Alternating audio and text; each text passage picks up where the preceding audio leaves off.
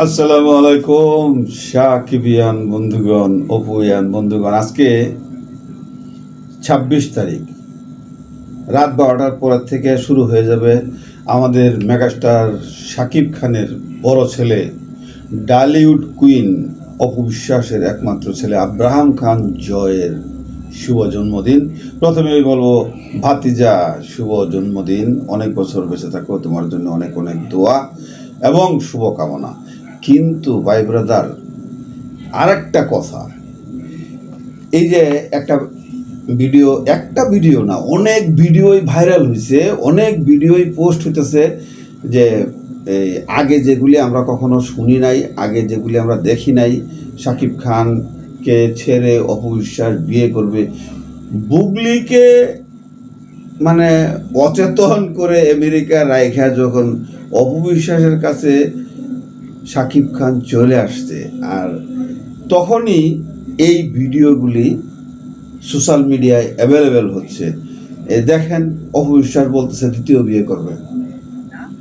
তো আমি আসলে এখন লাইভে আসলাম, এটা অপু বিশ্বাসের চ্যানেলের এবং আমিও ভিডিও। সম্ভবত কিছুটা প্রশ্ন এইগুলি এখন কেন যে হয়?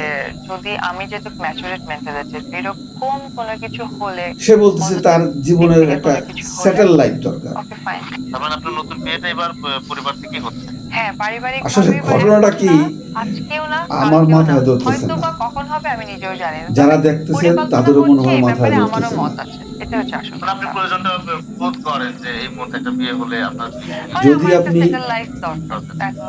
বিয়ে পরিচয়টা অনুভব করছি এই কারণে, দেখেন আমার তো একটা বাচ্চা ভিডিওটার আছে।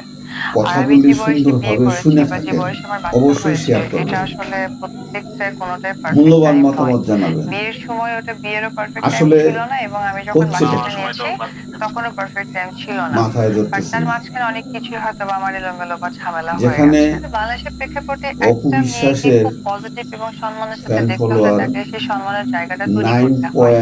9.2 আমরা আপনার কাছে মিলিয়ন, সেটাই শুনতে চাই যে বিয়ে নিয়ে শাকিব আসলে খানের আপনি থেকেও বেশি, অরিজিনাল এখন না, আজকেও না, বুবলির থেকেও কালকেও না, বেশি। হয়তো বা কখন হবে আমি নিজেও জানি না। তবে তো পরিকল্পনা হচ্ছে, এই ব্যাপারে আমারও সেই মত ক্ষেত্রে আছে, এটা পাওয়ারও তো হচ্ছে আসল বেশি কথা। আপনি নাকি? প্রয়োজনটা বোধ করেন যে এই ভালোবাসা। মুহূর্তে একটা বিয়ে হলে আপনার হয় আমার একটা সেটেল লাইফ দরকার। That's it। এখানে আমরা আরেকটা বিষয় আপনি কি আলোচনায় বুঝতে আসবো। পারছেন কিছু? আপনি একটু আগে আমার বলছিলেন কিন্তু যে মাথায় আপনার ধরতেছে যখন না। আপনার বিয়ে হয় সেটা আপনার বিয়ের পারফেক্ট টাইম ছিল না। আপনার একজন যথেষ্ট চেনা জানা এবং ভালো বন্ধু ছিল আসলে শাকিব খান। তো অনেকটা সময় নিজেদের ভেতরে আমরা চেনা জানার ভাবি মধ্যে থেকে একরকম, আপনারা হয় বিয়ে আর এক রকম। করেছিলেন। খুব একটা চেনা জানাও এই ছিল না। বিষয়গুলি একটা সিনেমা করেছিলাম। অনেক সময় মাথায় একটা কাজ করে সিনেমার না। পরেই আসলে আমি যাক, এসএসসি শুনেন বোর্ড করছিলাম। আমার শেষ অনেক পর্যন্ত। ছোট ছিলাম। আর সেই জায়গা থেকে বিয়ের ব্যাপারটা তো অনেক বড় একটা ডিসিশন। সেই ডিসিশনেও আসলে আমি খুব পারফেক্ট ডিসিশনটা দিতে পারিনি। এটা বলতে পারেন ইমোশনাল ডিসিশন ছিল। তো ওই জন্য বিয়েটা হয়েছে। আজকে আপনার কাছ থেকে আমরা একটু স্পষ্ট করে জানতে চাই যে বিয়েটা আসলে কেন টিকেনি, আপনার সংসারটা কেন সুখের এটার কারণটা হঠাৎ করে কি আসলো? এটার কারণটা হচ্ছে বাচ্চা। কারণ আমার যখন আমার বেবি কনসেপ্ট, আপনি যতটুকু জানেন আমিও ঠিক ততটুকুই জানি।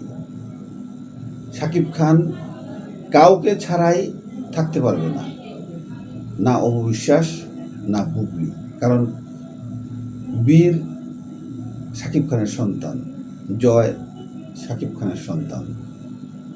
তো তাদের জন্য শাকিব খানের ভালোবাসা সমান সমানই থাকবে, এটাই স্বাভাবিক। একজন বাবা, একজন মা যখন ডিভোর্সে চলে যায়, দুজনে কিন্তু জিতে যায়, হেরে যায় সন্তান। মায়ের কাছে যদি থাকে তাহলে হয় পিতৃহারা, বাবার কাছে যখন থাকে তখন হয় মা হারা। আমরা চাই না কোনো সন্তানই পিতৃহারা হোক, কোনো সন্তানই মা হারা হোক। আপনার মূল্যবান মতামত জানায় যাবেন, ভিডিওটা বেশি বেশি শেয়ার করবেন, সাকিবিয়ান চ্যানেল এটা সাপোর্ট করবেন, সাবস্ক্রাইব করে, লাইক করে, কমেন্টস করে। আসসালামু আলাইকুম।